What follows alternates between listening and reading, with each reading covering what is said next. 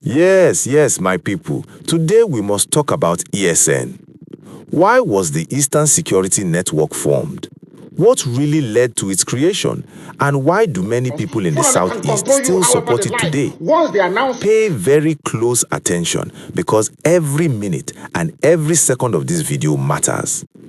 Watch this video from beginning to end because you are going to hear context and history that many people are either unaware of or have never taken the time to properly understand. And if this is your first time coming across this channel, do well to subscribe. Here, we explain events calmly, clearly, and without fear.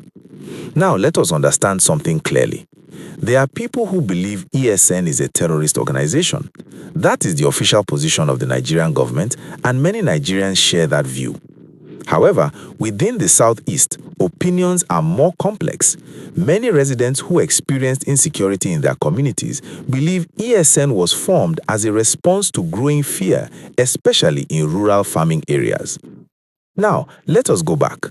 Between 2010 and 2020, insecurity steadily increased across many parts of Nigeria. The country faced insurgency in the northeast, banditry in the northwest, and rising kidnappings across different regions. In the southeast, many rural communities reported attacks on farmlands, killings, abductions, and violent clashes.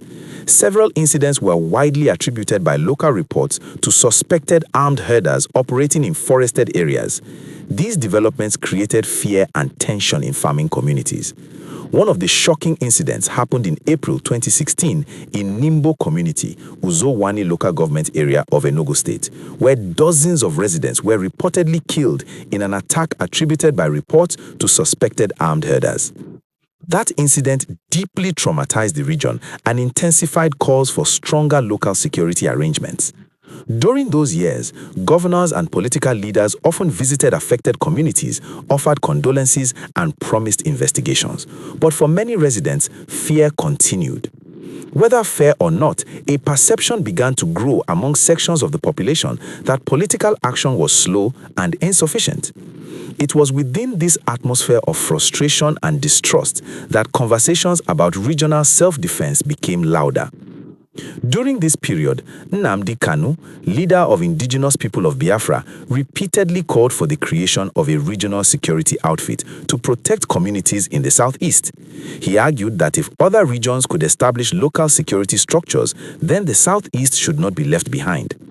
In December 2020, he announced the formation of the Eastern Security Outfit, known as ESN, describing it as a community-based security outfit meant to defend rural areas from criminal attacks.